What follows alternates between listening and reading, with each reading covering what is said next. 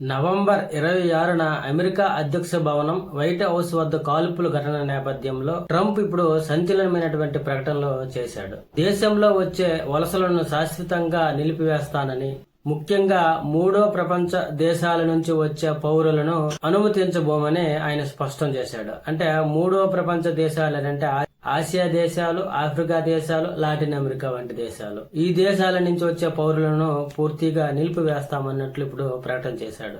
White house సమీపంలో జరిగిన కాల్పుల ఘటన నేపథ్యంలో ఈ నిర్ణయం తీసుకున్నట్లు వెల్లడించాడు. అయితే ఇప్పుడు ట్రంప్ తీసుకున్న ఈ నిర్ణయం ప్రపంచ వ్యాప్తంగా లక్షలాది మందిపై ఈ ప్రభావం పడుతుంది. అమెరికా సాంకేతికంగా ఎంతో అభివృద్ధి చెందిన వలస విధానాలు ఆ పురోగతిని దెబ్బతీస్తున్నాయని, ప్రజల జీవన ప్రమాణాలను తగ్గిస్తున్నాయని ట్రంప్ పేర్కొన్నాడు. నేను మూడో ప్రపంచ దేశాల నుంచి వలసలను శాశ్వతంగా నిలిపివేస్తాను.